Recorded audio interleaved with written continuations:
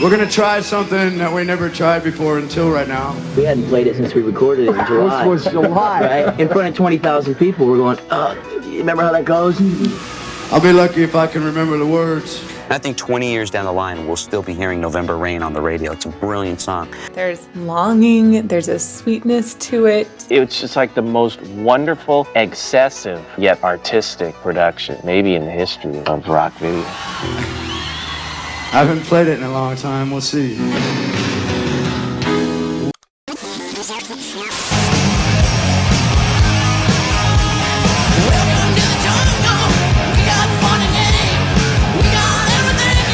Well, Axl came up with a skeletal version of it when the band was just formed. November Rain is actually one of the oldest Guns N' Roses songs. I mean, it was done even before Appetite for Destruction was put out. I remember anytime you would get Axl by a piano, he would play November Rain. In the cold November rain.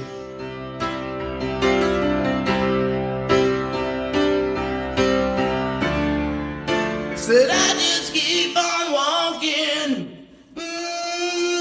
Again and again and again and again and again and again. When I went in to do the album, it was coming down between that and Sweet Child, and I knew November Rain wasn't done. I didn't really want anybody to help me write it.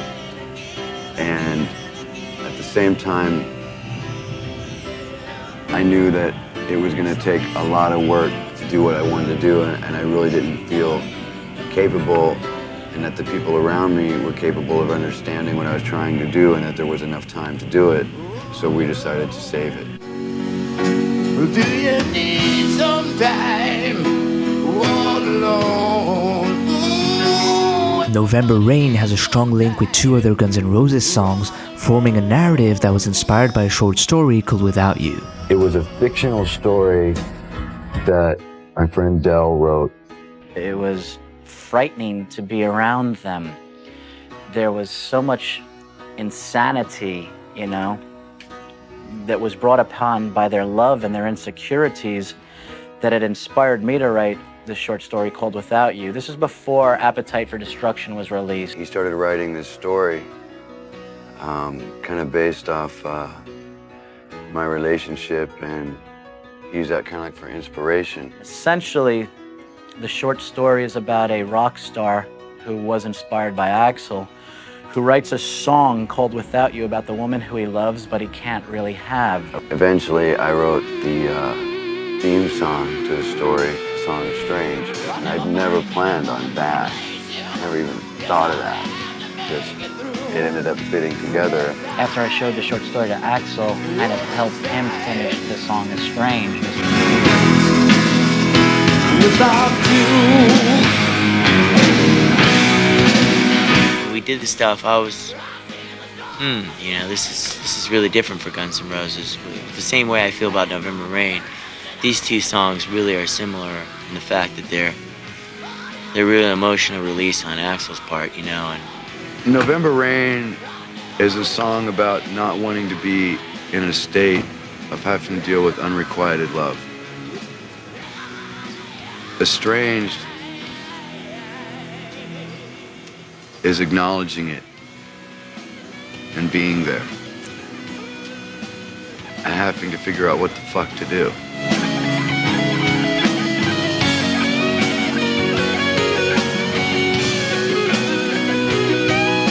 It's not an easy song to play as a rock and roll band.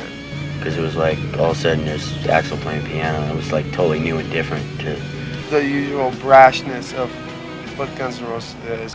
Tommy Lee was a major influence on the song. It was the first time I saw Home Sweet Home and watched the part he did on the piano.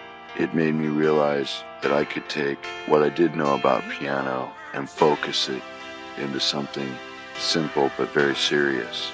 Because I think the part that he does in Home Sweet Home is beautiful.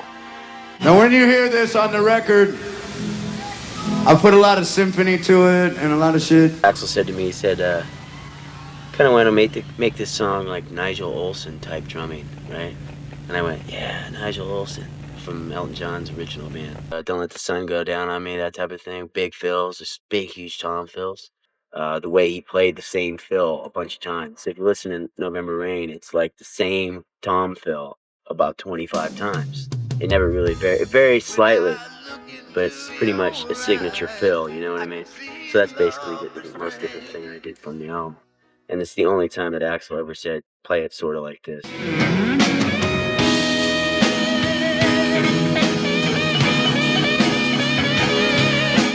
Everything that's on the record that I record, most everything, all the melodies and all that, it just came off the top of my head when I first heard the piano.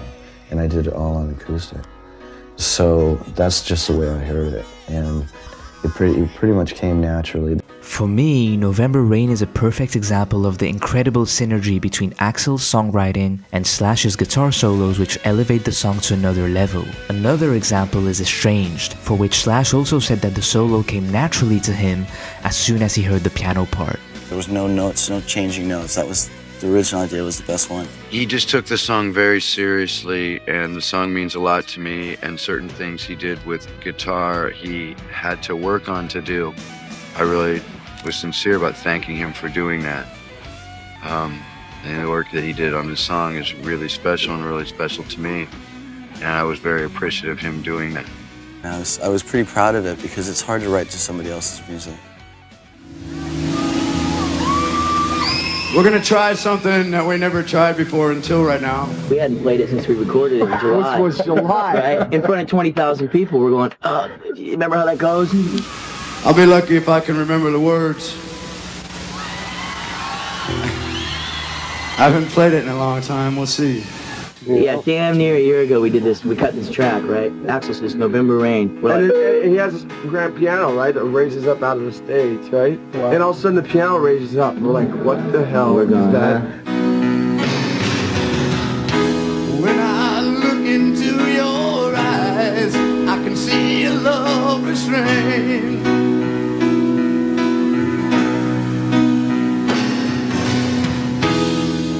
For an unrehearsed performance, the result was actually pretty awesome, although you can hear a couple of moments where it's a bit sloppy. All alone. I know it's hard to even open up when even friends give out. It also seems Slash wanted to stop the song before the outro, perhaps worried that he wouldn't remember the notes for the final solo.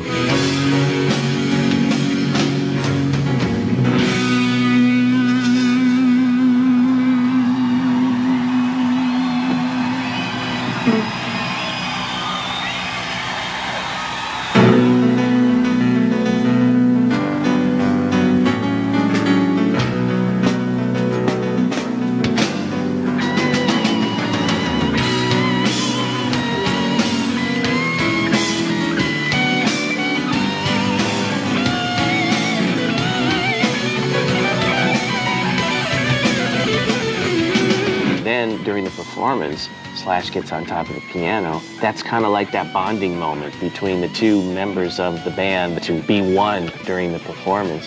He wrote this story about this guy that just becomes bigger than life, and the troubles he has in his relationship and keeping that together. It's a real trip because some things are based off my relationship, my previous relationship, and some things are fictional, but I'm in a relationship with her. Really strange, you know, and it's a bit difficult for her, but she gets into the parts and understands what we're doing. I always wanted to know, but no one could explain to me. In the November Rain video, when it started raining, why did the guy jump through the wedding cake? I don't know. Oh, okay. I have no idea. I showed up to do my guitar solo. I also wanted to raise rock music into a different league, and so the only way to do that, I really felt, was to make some pretty elaborate, detailed videos.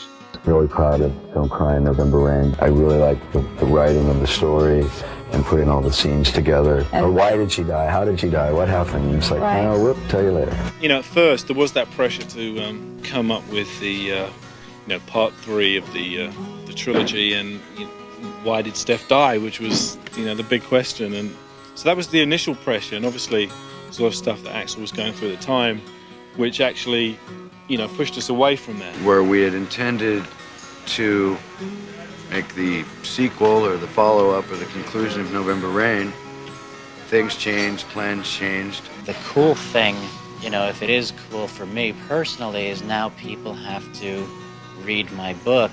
People that are still curious as to how the chick died, you know, we get like a lot of letters about that. That's really the only way, because I ain't telling. Axl actually tried to cancel the release of November Rain's video. There was a period of time where I was going to buy the video from the band, which would have put me fucking flat broke at that time, and probably owing money. But I was going to buy the video and put it in storage, and no one would have ever seen it. But I decided to rise to it and put it out. The reason for this isn't clear, but it's likely because Stephanie and him broke up between the shooting of the video and its release on MTV. Would have been nice if it would have happened with Stephanie and I, but the woman continually worked very subtly at destroying that and trying to keep me from being here for whatever fucking reason. I don't know. I got the tattoo first. I had a friend design it because I just felt that no matter what happens with this band, where it went, what we sold, or if it broke up, changed, whatever, or any other members, that at that time, it was the most important thing. Slash wanted straight hair, so we gave him straight hair. I didn't ask for straight yes, hair. Yes, you did. You totally did. Yes, you did. I never said that. Yes, you did. Totally.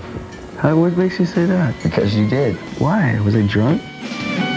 Everybody needs somebody.